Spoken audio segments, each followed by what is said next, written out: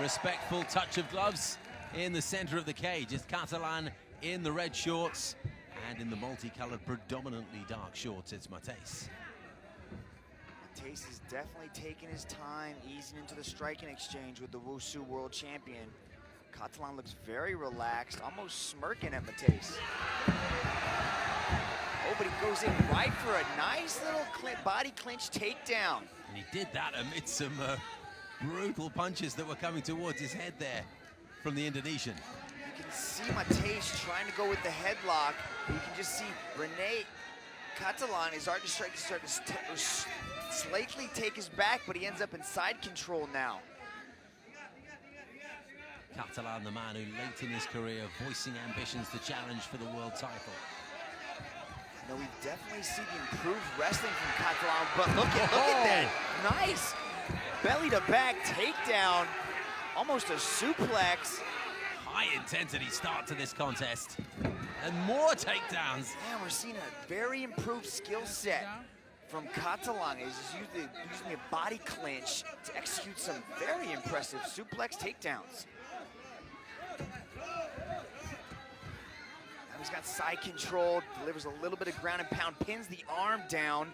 Now he's got Matthijs' arm trapped in between his legs as he's dropping a little bit of ground and pound. Matthijs just stands right back up. Does well to get up as well. He was taking some good left hands to the head. Another suplex that goes down, belly to back this time.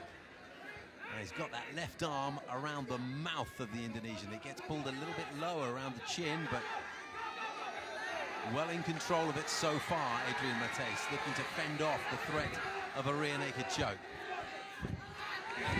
Now he sinks in the hooks as he takes his Matthijs' back. Now Matthijs has got to protect his neck by controlling that left hand of Catalan.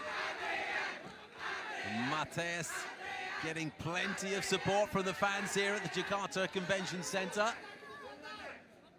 Matthijs is doing the right thing. He's defending that rear naked choke by preventing that hand from lacing around his neck. But you can see that Catalan now, he's got a face crank into a rear naked choke. Let's see if he can slide that arm underneath the chin there, Matthijs.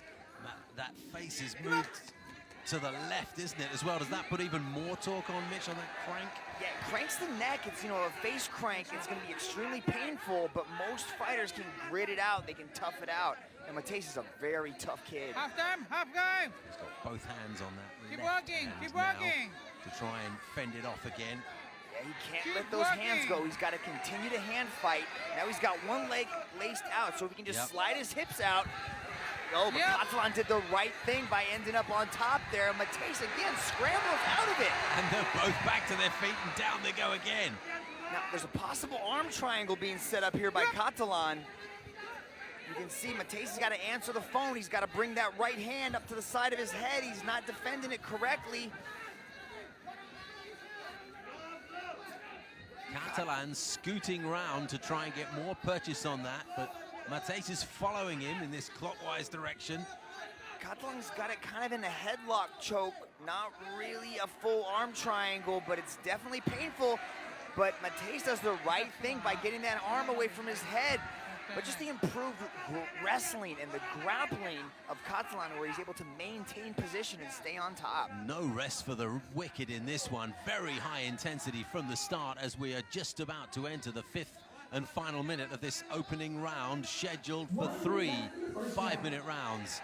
Judges will score this one in its entirety. The full 15 minutes, not round by round. Matthijs is making a critical error. He's trying to turn to the opposite side. He should be turning away from Catalan so he can get his hips out. See how he's turning his hips into Catalan? That's the wrong way you want to go. He wants to be going the other way so he can create some distance from Catalan. Now Catalan working the forearm as well onto that face of Matthijs. Elbow and forearm can be such a dangerous weapon. A lot of problems for the Indonesian to deal with here. And now come the blows left and right. He was able to power out of that headlock, maintain a little bit of posture, spins into now, an arm bar. Matthijs, he's turning the arm out. He's doing the right thing. He's trying to roll. He's got to move. He's got to move. Catalan's not letting it go. I don't think Matthijs is going to tap here in his hometown. He grits out the round, Steve. Good job. He probably knew that the bell was only moments away. His body movement was quite correct in trying to minimize the impact, but the time was on his side. Here was that early exchange, and this was pretty much the only stand-up that we saw. The wushu expert chooses to take this fight to the ground, and here's that big suplex takedown, beautifully done. Let's go to Rich Franklin and get his view on that round. I'll tell you that this round was all about the takedowns, and the fans would see a lot of the takedowns in this round, but I honestly didn't score as many takedowns as you would think, because once Renee had scored that first takedown in the round, the rest of it for me was just a scramble. They were back up and back down again, back up and back down. So I scored him with 3 legitimate takedowns in that round, and then I also gave him points in the ground control category. At this point in time, clearly the fans should be able to tell that this is a fight that Rene Catalan has completely in control. So it's what you do with the takedown, not just the fact that you can bring it on.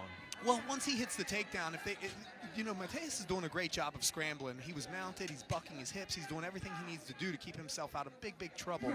But once they get back to their feet and then hit the ground again and get back to their feet, like if they're just quick scrambles, I will score that differently than just 3 separate takedowns.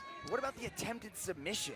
Oh, I definitely have a close rear naked choke, and that armbar at the end will definitely be a near sub for me in my scoring. Something of a slower start to this second round, and you can't really blame them. They were very, very busy, weren't they, in that first 5 minutes? Yeah, Matthijs was just out-grappled in that round, and he does not want to go into the ground again because he's just overpowered by the Filipino fighter. So he's got to try to keep his distance, maybe not throw kicks, use those hands, and start moving around a little bit more to keep this fight on his feet. Undoubtedly, he would have had a little bit of education from his corner, Matthijs, to try and stay away from those dangerous areas that you pointed out, Mitch. A little bit more caution from the Indonesian now, with the crowd very much on his side. What can he do here in the stand-up? See, he's got to circle out. He can't keep rushing forward like that, because immediately Rene slid under the punches and was able to secure that single leg and drag him back down to the ground. He's got to enter these exchanges and then leave them. He can't stay flat-footed in the pocket like that.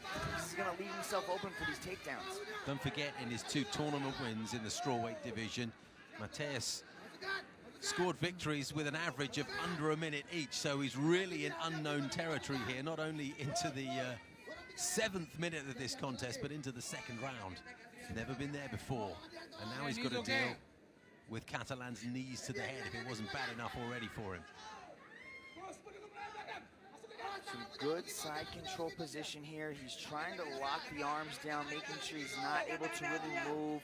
He's got good hip position. He's able to drop a little bit of elbows just to stay active enough so that the referee doesn't stand him back up. Now he's sliding in north-south position, and it looks like he's attacking another that armbar arm attempt.